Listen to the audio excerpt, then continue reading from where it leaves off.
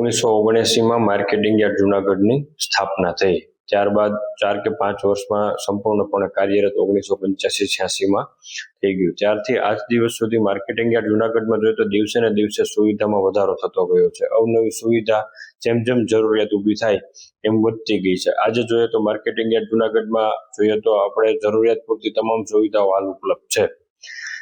ખાસ કરીને જોઈએ તો ખેડૂતો માટે ખુલ્લી હરાજી, ખરો તોલ અને રોકડા નાણાં, એટલે કે ખેડૂતનો માલ માર્કેટિંગ યાર્ડમાં આવે, એની ઓપન ઓપ્શન ખુલ્લી હરાજી થાય, બધા લોકોની વચ્ચે થાય, ખરો તોલ થાય એટલે કે તોલમાં ક્યાંય ખોટું ન થાય, અને રોકડા નાણાં એટલે કે તોલ પૂરો થાય એટલે તરત જ ખેડૂતોને પૈસા મળી જાય. હાલ બેન્કિંગ સુવિધા સારી છે. જો કોઈ ખેડૂતોને ચેક જોતો હોય, એનઈએફટી, આરટીજીએસ જોતું હોય તો એ પણ ઉપલબ્ધ છે. પણ જો ખેડૂત ઈચ્છે કે મારે રોકડા જ પૈસા જોઈએ છે તો તેને માર્કેટિંગ યાર્ડ જુનાગઢ અપાવવા માટે કટિબદ્ધ છે અને વેપારીઓ પણ તેના માટે સહમત હોય છે.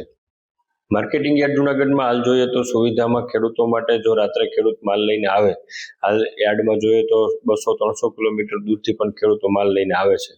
તો એ જ્યારે રાતને મોડી પહોંચે 12 વાગે, 2 વાગે કે 4 વાગે XYZ, તો ખેડૂત હેરાન ન થાય તે માટે સુવા માટે નિઃશુલ્ક ગેસ્ટ હાઉસની સુવિધા ઉપલબ્ધ છે. ત્યારબાદ સવારે ખેડૂત આવે તો તેમનો માલ બપોર સુધીમાં તોરાઈને છૂટા થઈ જાય તેવું ઘણી વખત શક્ય નથી બનતું. યાર્ડમાં જ્યારે આવક વધારે હોય છે ત્યારે બપોરે 12-1 વાગ્યા સુધી તો હરાજી ચાલતી હોય, ત્યારબાદ તોલ થાય તો સાંજના 4-5 વાગી જાય. એટલે ખેડૂતને જમવામાં હેરાનગતિ ન થાય તેના માટે માર્કેટિંગ યાર્ડ જુનાગઢમાં ખેડૂત કેન્ટીનની સુવિધા ઉપલબ્ધ. ખેડૂતના દીકરાઓ આ સંસ્થાની અંદર સંચાલન અને સુકાન સંભાળવા માટે આવ્યા.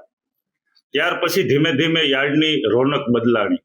છેલ્લા 7-8 વર્ષની અંદર યાર્ડની સમિતિ, ચેરમેન, સેક્રેટરી શ્રી તથા કર્મચારીઓની અને વેપારીઓની મહેનત અને એની કોઠાસૂઝથી આ યાર્ડની અંદર ધીમે ધીમે વિકાસ થવાનો ચાલુ થયો.